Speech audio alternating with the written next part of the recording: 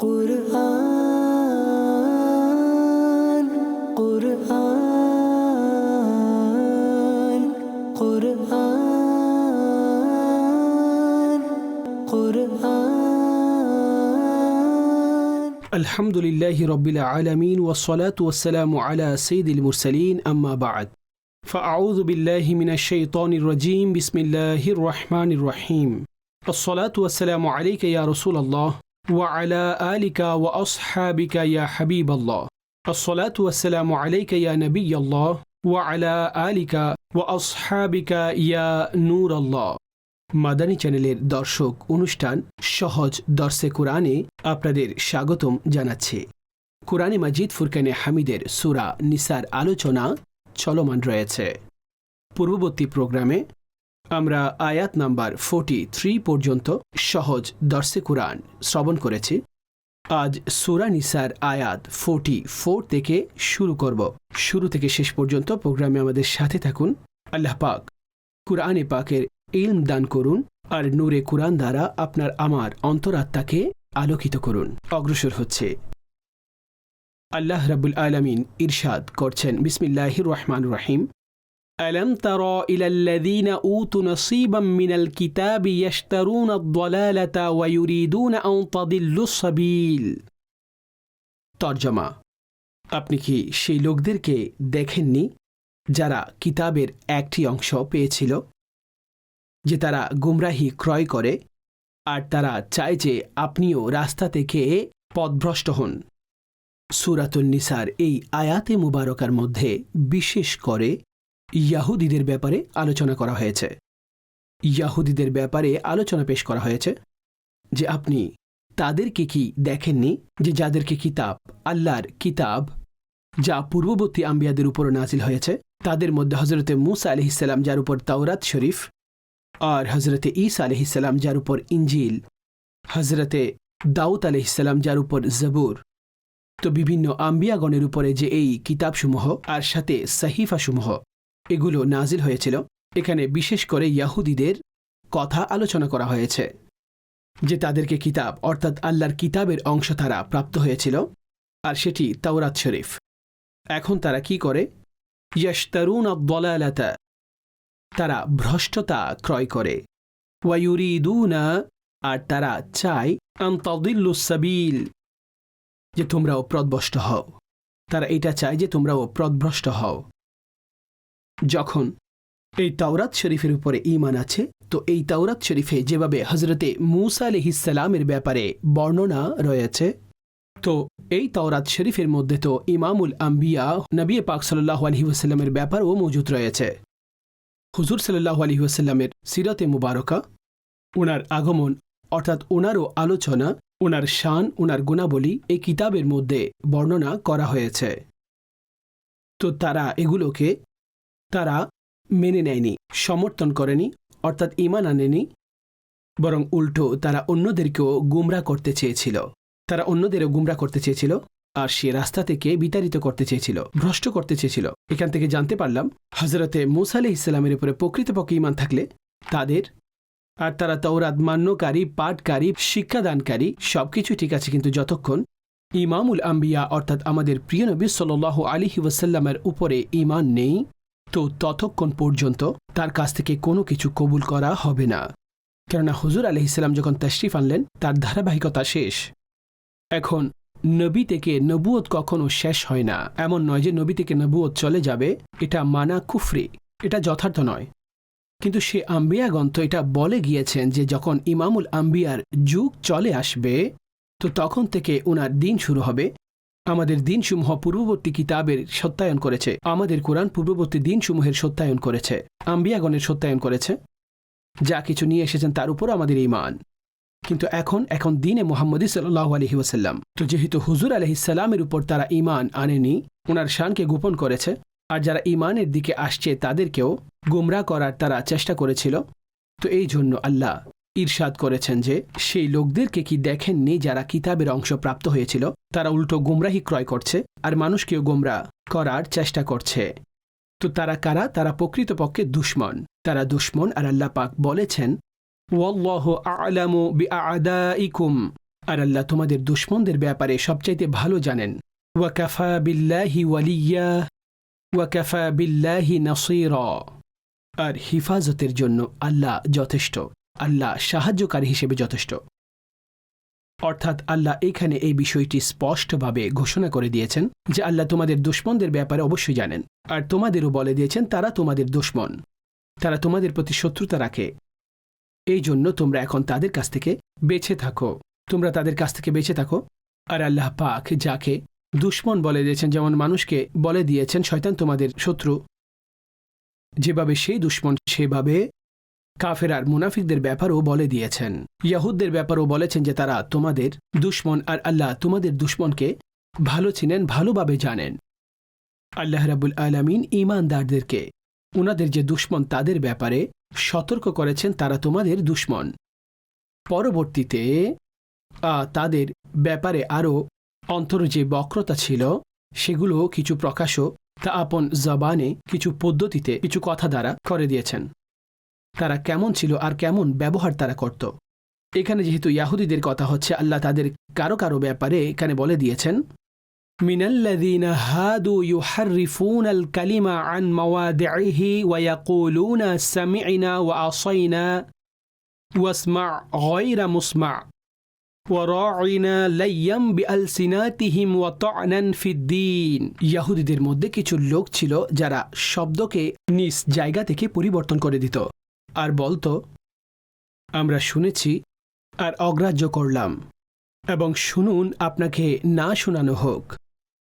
এবং রা'ইনা বলে জিহ্বাসমূহ বাঁকা করে আর দ্বীনের প্রতি বিদ্রূপ করার জন্য। ওয়ালাউ আন্নাহুম ক্বালু সামি'না ওয়া আতা'না ওয়াসমা' ওয়ানজুরনা লাকানা খায়রুল লাহুম ওয়া আকওয়াম ওয়ালাকিন লা'আনাহুমুল্লাহু বিকুফরিহিম ওয়া লা ইউমিনুনা ইল্লা ক্বালিলা। এবং যদি তারা বলতো আমরা শুনেছি এবং মেনে নিয়েছি, আর হুজুর আমাদের কথা শুনুন এবং আমাদের প্রতি লক্ষ্য করুন, তবে এটা তাদের জন্য মঙ্গল এবং সরলতার বৃদ্ধি হতো। কিন্তু তাদের উপর তো আল্লাহ তাদের কুফরির কারণে লানত করেছেন, তো তারা অনেক অল্প বিশ্বাস রাখে। এখানে ইয়াহুদীদের সেই নাপাক কাজসমূহের বর্ণনা এসেছে, মিনাল্লাযীনা হাদু ইউহাররিফুনা কালিমা আম মাওয়াদিহি, যে ইয়াহুদীদের মধ্যে কিছু লোক যে যারা শব্দগুলো সেই জায়গা থেকে পরিবর্তন করত। এক তো নবী পাক সাল্লাল্লাহু তাআলা আলাইহি ওয়া আলিহি ওয়াসাল্লামের যে শান বর্ণনা করা হয়েছে, তাওরাতের মধ্যেও যা ছিল সেগুলো তারা পরিবর্তন করে ফেলত।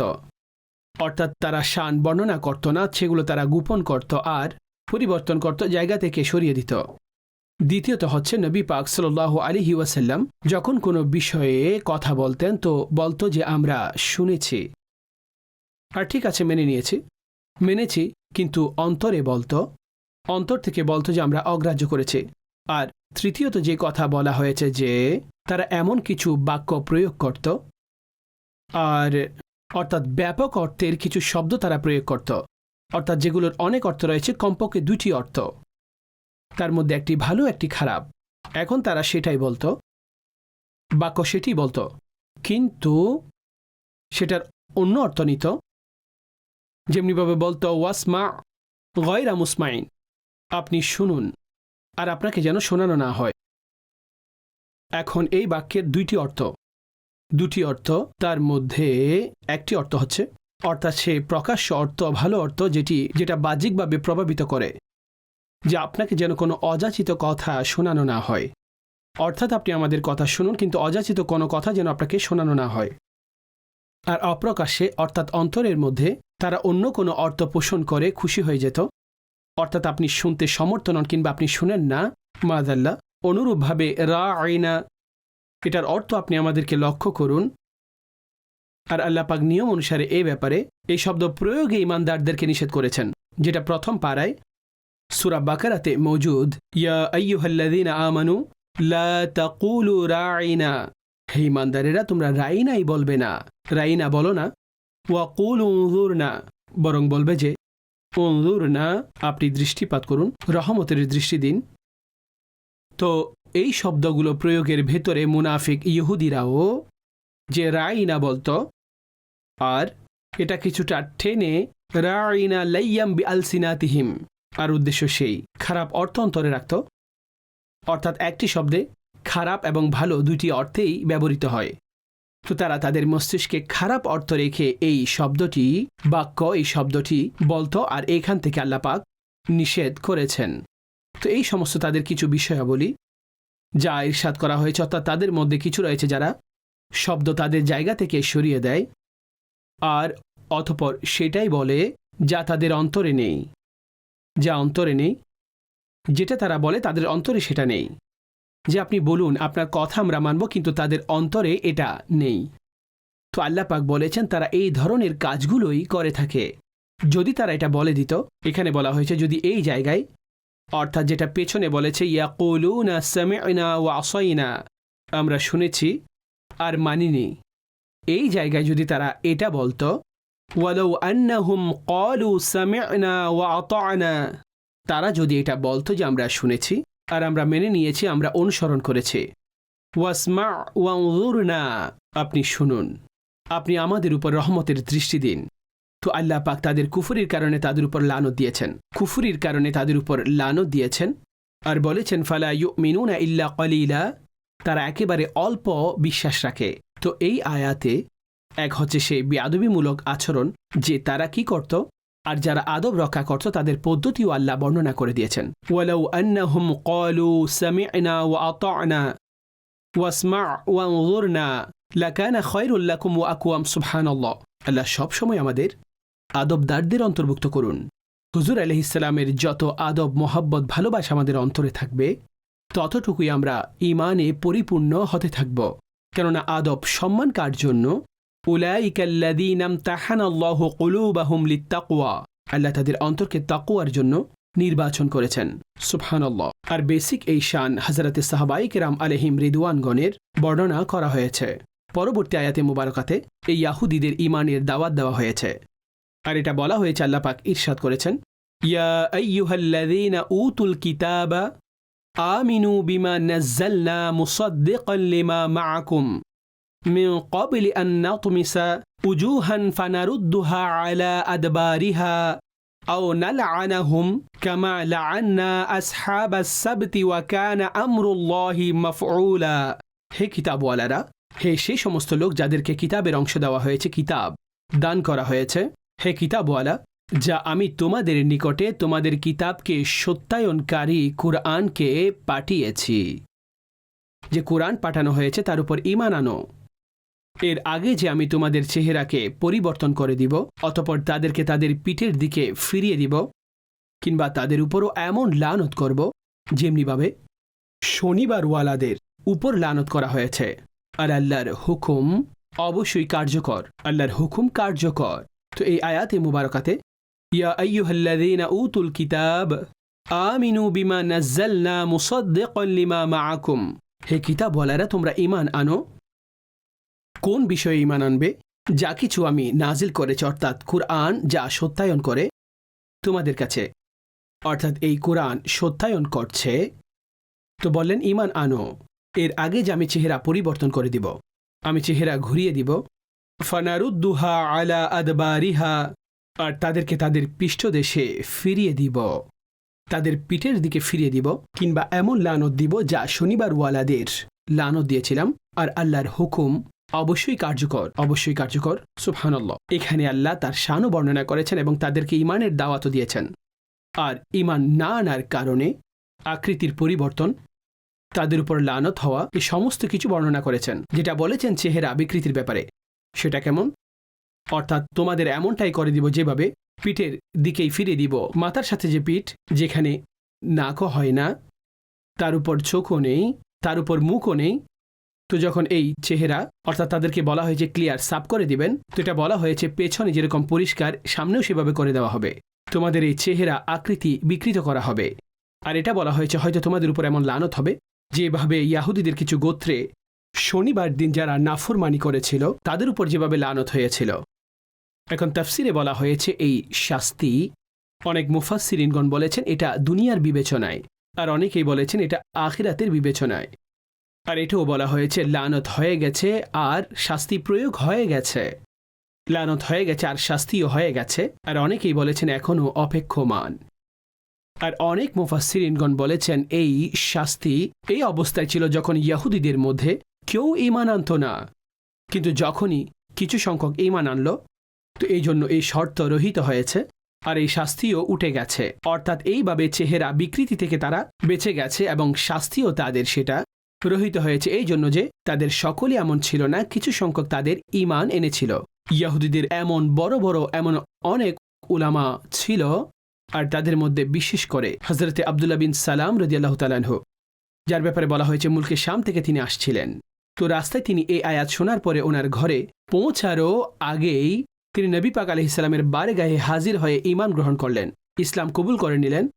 আর এই জন্য তিনি তাড়াহুড়ো করেছিলেন যে তিনি তাওরাত শরীফের আলিমও ছিলেন, আর তিনি চীনে গিয়েছিলেন কারণ ওনার কাছে বিশ্বাসী সেই জ্ঞান ছিল।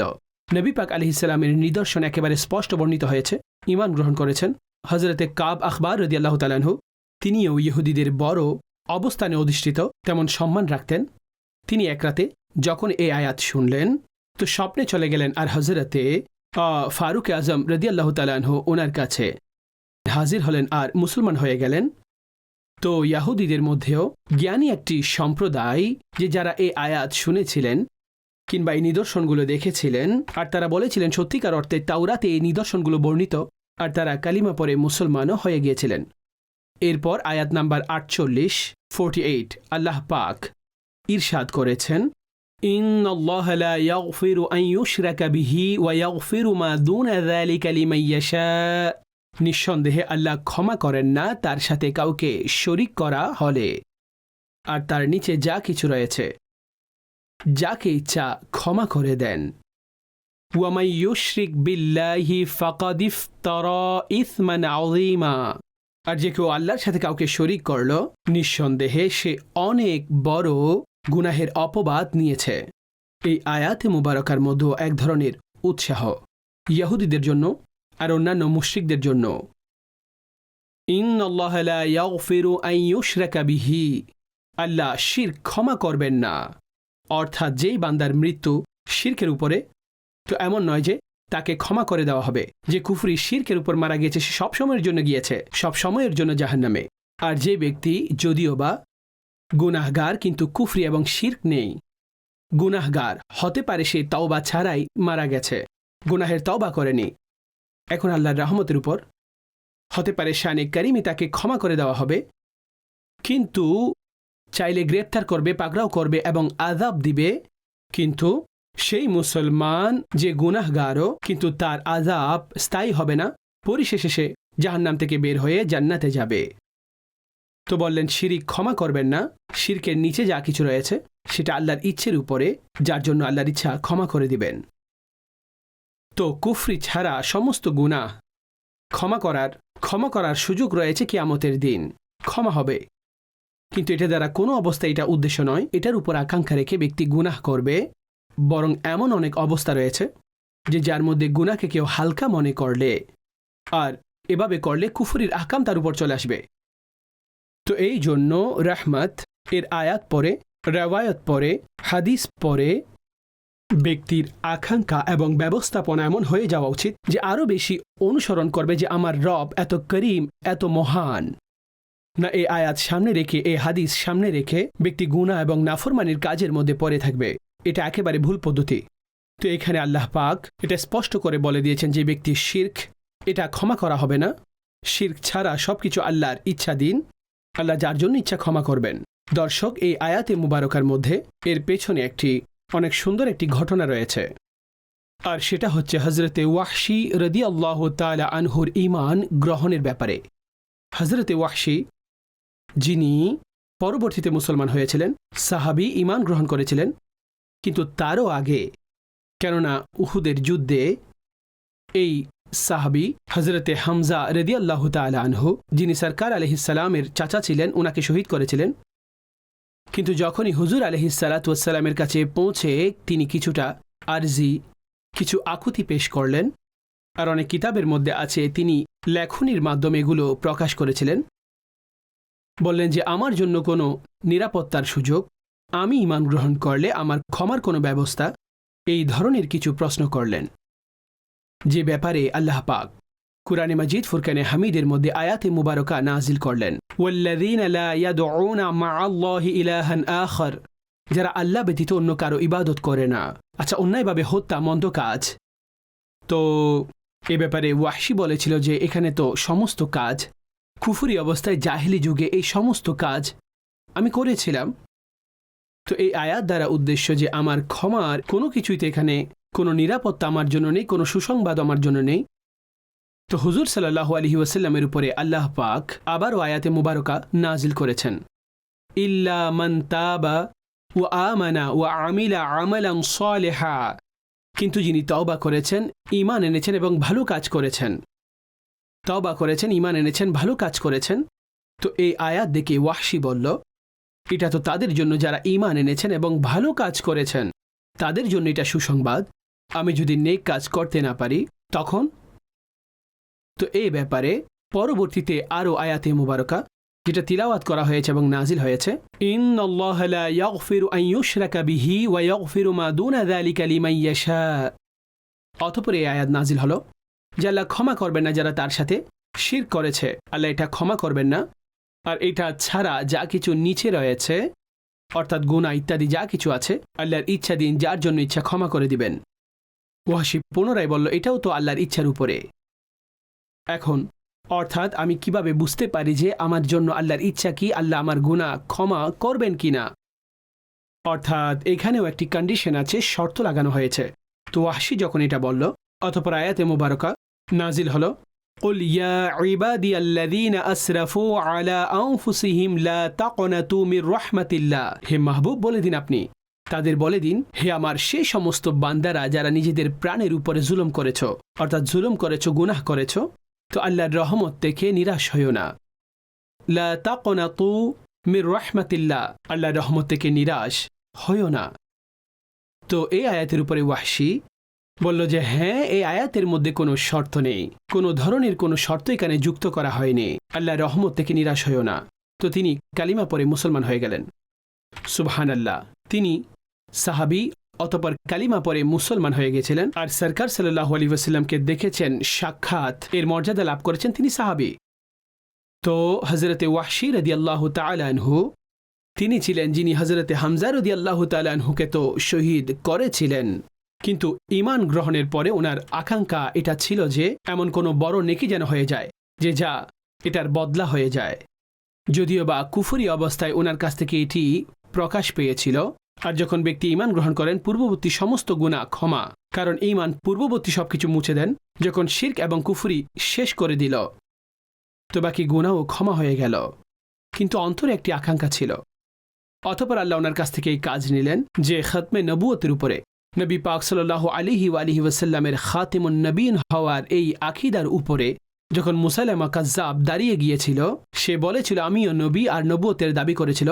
তো যে মুসলমানরা তার প্রতিরোধ করেছিল, তো তাদের মধ্যে প্রধান, তাদের মধ্যে হযরতে ওয়াহশী রাদিয়াল্লাহু তাআলা আনহু তাকে জাহান্নামের অধিবাসী করেছিল। অতঃপর তিনি গর্বের সাথে এটা বর্ণনা করতেন যে যদি আমি খায়রুন নাসকে যদিও বা আমি হত্যা করেছি, অর্থাৎ আমির হামজা রাদিয়াল্লাহু তাআলা আনহু, তাহলে শাররুন নাস এই মুসাইলামাতুল কাজ্জাবকেও আমি জাহান্নামে পৌঁছে দিয়েছি। অর্থাৎ এইখানে আমার এটা ভুল হয়ে গিয়েছিল কুফরির সময়ে। তো ইসলাম গ্রহণের পরে এত বড় নেকি যার মর্যাদায় আল্লাহ আমাকে অধিষ্ঠিত করেছেন। তো এই আয়াতে মুবারকার মধ্যে এটা বর্ণনা করা হয়েছে যে আল্লাহ শিরক ক্ষমা করবেন না, শিরক ছাড়া যা কিছু চায় আল্লাহ যার জন্য ইচ্ছা তিনি ক্ষমা করে দিবেন। পরবর্তী আয়াতে ইরশাদ করা হয়েছে, আলাম তারা ইলাল্লাযীনা ইউযাক্কুনা আনফুসাহুম বালিল্লাহু ইউযাক্কি মান ইয়াশা ওয়া লা ইউযলামুনা ফাতিলা। আর তোমরা কি সেই লোকদেরকে দেখোনি যারা নিজেই নিজেদের পবিত্রতা বর্ণনা করে, বরং আল্লাহ যাকে ইচ্ছে পবিত্র বানিয়ে দেন, আর তাদেরকে খেজুরের ভেতরের আঁশ পরিমাণও তাদের উপরে জুলুম করা হবে না। এই আয়াতে মুবারকার মধ্যে একটি মন্দ গুণ, নিজ প্রশংসা, এটার বিরুদ্ধাচারণ করা হয়েছে। আয়াত তো বেসিক ইহুদি এবং নাসারার ব্যাপারে। তারা কি বলতো? তারা নিজেদেরকে আল্লাহর প্রিয়, আল্লাহর নিকটবর্তী বলতো, আর এইভাবেই বলতো। আর এমনকি এটাও বলতো জান্নাতে ইহুদি নাসারা ছাড়া আর কেউ যাবে না, কেউ যাবেই না। আর নিজেদের প্রশংসা নিজেরাই করত, এবং সেটা মিথ্যা প্রশংসা, তাও মিথ্যা প্রশংসা। পবিত্র তিনি হবেন যাকে আল্লাহ পবিত্র করবেন। আল্লাহ যাকে পবিত্র করবেন তিনিই হবেন। তো এখানে তাদের সেই কথার বিরুদ্ধাচারণ বর্ণনা করা হয়েছে। দর্শক, এখানে আত্মপ্রশংসা এটি এমন একটি গোপন রোগ এবং খারাপ রোগ, আর আজ মুসলমানদের বড় একটি অংশ এটার মধ্যে লিপ্ত রয়েছে। আর নিজের কোনো উন্নতি, নিজের কোনো গোপনীয়তা, নিজের ইলম, আমল কিংবা ইবাদত, এটার উপর নিজেকে নিজের প্রশংসায় মুগ্ধ হয়ে যায়। আর নিজের অর্থাৎ আত্মপ্রশংসা কাকে বলা হয়?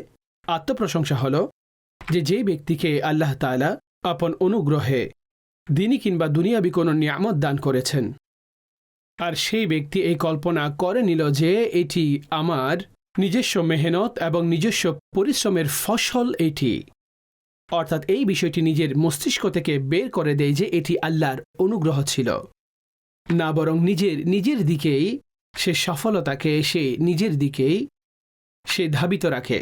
মনে রাখবেন, যখনই আল্লাহর পক্ষ থেকে আপনি কোনো নিয়ামত, অনুগ্রহ আপনি লাভ করেছেন, তো এটা আল্লাহর অনুগ্রহ। আল্লাহর অনুগ্রহে ব্যক্তি এটা বলে যে হ্যাঁ, আল্লাহর অনুগ্রহ এটা আমার কাছে এটা এসেছে, সেটা আলাদা বিষয়, সেটা নিয়ামত হিসেবে প্রকাশ করা, এটারও পর্যায় রয়েছে। কিন্তু আল্লাহর অনুগ্রহ একেবারে মাইনাস করে দিয়ে ব্যক্তি নিজের দিকে সেটা ধাবিত রাখা যে এটা আমার মেহনতের ফসল হিসেবে পেয়েছি, এই কারণে আমি এটা পেয়েছি, তো এটা স্বার্থপরতা। তো অনেক বিবেচনায় ব্যক্তির কোনো অবস্থান রয়েছে, অবস্থা তৈরি হয়েছে, বংশীয় দিক থেকেও কিংবা অন্য কোনো প্রসিদ্ধতা রয়েছে সে ব্যক্তির, তো এটা সেই বিষয় যা মানুষকে স্বার্থপর বানিয়ে তোলে। হুজুর আলাইহিস সালাম ইরশাদ করেছেন, যে ব্যক্তি কোনো নেক আমলের উপরে নিজের প্রশংসা করেছে, তো তার শুকরিয়া নষ্ট হয়ে গেছে, আর আমল তা বরবাদ হয়ে গেছে, তার আমল নষ্ট হয়ে গেছে। আর একটি হাদিসে নবী পাক সাল্লাল্লাহু আলাইহি ওয়াসাল্লাম যখন ইরশাদ করেছিলেন হযরত সুরাকা রাদিয়াল্লাহু তাআলা আনহুকে, আমি কি তোমাকে জান্নাতি এবং জাহান্নামী লোকের ব্যাপারে বলবো না? আরজ করলেন, অবশ্যই বলুন। বললেন, প্রত্যেক কঠোর ব্যক্তি, অহংকার বশত যারা চলাফেরা করে, নিজের বরত্ব যারা চায়, বললেন তারা জাহান্নামী। যখন দুর্বল এবং গরিব তারা জান্নাতি। আল্লাহ পাক এই স্বার্থপরতার খারাপ গুণ থেকে আমি আপনাদেরকে সকলকে বাঁচার তৌফিক দান করুন। আমরা সকলে আল্লাহর অনুগ্রহ এবং আল্লাহর রহমত তালাশ করতে থাকব। আমাদের কাছে যা কিছু আছে সেটা আল্লাহর অনুগ্রহ, আল্লাহর পুরস্কার, কিন্তু আমরা এই ভালো গুণগুলোকে সরাসরি নিজেদের দিকে এগুলোকে ধাবিত করা, বরং যখনই বর্ণনা করব এটা বলবো যে আল্লাহর রহমত, আল্লাহর অনুগ্রহ, এটা নিজেদের ধ্যান ধারণায় অবশ্যই রাখবেন এবং নিজেদের মুখ দিয়েও এই কথাগুলো বলবেন। পরবর্তী আয়াতে আল্লাহ পাক ইরশাদ করছেন, উনজুর কাইফা ইয়াফতারুনা আলাল্লাহিল কাযিব ওয়া কাফা বিহি ইসমাম মুবিনা। দেখো তারা আল্লাহকে কিভাবে মিথ্যা প্রতিপন্ন করছে, আর প্রকাশ্য গুনাহের জন্য এই মিথ্যাই যথেষ্ট। প্রকাশ্য গুনাহের জন্য মিথ্যাই যথেষ্ট, অর্থাৎ সে লোকেরা যারা নিজেদেরকে নিষ্পাপ আর বারেগাহে মকবুল বলেন, নিজেদেরকে নিষ্পাপও বলে, আর উল্টো এটা বলে যে আমরা আল্লাহর বারেগাহে মকবুল। মূলত তারা এমনটা নয়, কিন্তু তারা নিজেরাই বলে যে আমরা আল্লাহর বারেগাহে অনেক মকবুল, অনেক প্রিয়। ইয়াহুদিরাও বলেছিল যে আমাদের রাসূলুল্লাহ সাল্লাল্লাহু আলাইহি ওয়াসাল্লামের অনুসরণের প্রয়োজনকে আমরা নিজেরাই আল্লাহকে মহব্বত করি, আল্লাহ পাককে মহব্বত করি। কিন্তু আল্লাহ পাক কুরআনে পাকের মধ্যে এটা ইরশাদ করেছেন, কুল ইন কুনতুম তুহিব্বুনাল্লাহ ফাত্তাবিউনি ইউহিব্বুকুমুল্লাহ। হে মাহবুব, আপনি বলে দিন, যদি তোমরা আল্লাহকে মহাব্বতের দাবি করো তাহলে আমার অনুসরণে চলে আসো। ইউহিব্বুকুমুল্লাহ, আল্লাহ তোমাদেরকে ভালোবাসবেন। অর্থাৎ যখন হুজুরের হয়ে যাবে তখন আল্লাহ তিনিও তোমাদের ভালোবাসবেন, আর তোমাদের গুনাহগুলোও ক্ষমা করে দিবেন, তোমাদের গুনাহও ক্ষমা করে দিবেন। আসল সীমারেখা এবং আসল উদ্দেশ্য সেটা রাসূলুল্লাহ সাল্লাল্লাহু আলাইহি ওয়াসাল্লামের মাধ্যমে আল্লাহর নৈকট্য, পরিচিতি ইত্যাদি আর মহব্বত অর্জিত হয়। এমন নয় যে হুজুর আলাইহিস সালাতু ওয়াস সালামের উপরে ঈমান আনলেন না আর আমরা সোজা আল্লাহর কাছে পৌঁছে যাব, আমরা সরাসরি আল্লাহর নৈকট্য অর্জন করব, আল্লাহর প্রিয় হয়ে যাব। এটা ধোঁকা আর শয়তানি চিন্তা। আর ইয়াহুদীদেরও এই শয়তানি চিন্তা ঈমানে বাধা দিয়েছিল, আর তারা নিজেরাই গোমরা হয়েছিল, আর অন্যদেরও পথ ভ্রষ্ট করতে আর রাস্তা থেকে বিতাড়িত করার চেষ্টা চলমান রেখেছে। দর্শক, সূরা নিসার আয়াত নাম্বার 50 পর্যন্ত আমাদের আলোচনা পরিপূর্ণ হয়েছে। ইনশাআল্লাহ পরবর্তী প্রোগ্রামে আরও সামনে থেকে আয়াত নাম্বার 51 থেকে আমাদের আলোচনা শুরু করব। উদ্দেশ্য হচ্ছে কোরআনে পাকের আয়াতসমূহের সংক্ষিপ্ত এবং সহজ তাফসীর এবং ব্যাখ্যা যেন বর্ণনা হয়ে যায়, যাতে আমাদের অন্তরের মধ্যে কোরআনের সেই আয়াতসমূহের উদ্দেশ্য জ্ঞান অর্জিত হয় আর এইভাবে কোরআনের জ্ঞানও যেন অর্জিত হয়। আল্লাহ পাক নূরে কোরআন দ্বারা আমার আপনার অন্তরকে আলোকিত করুন, আমিন। বিজাহিন নবীল আমিন সাল্লাল্লাহু আলাইহি ওয়া আলিহি ওয়াসাল্লাম। কুরআন কুরআন কুরআন কুরআন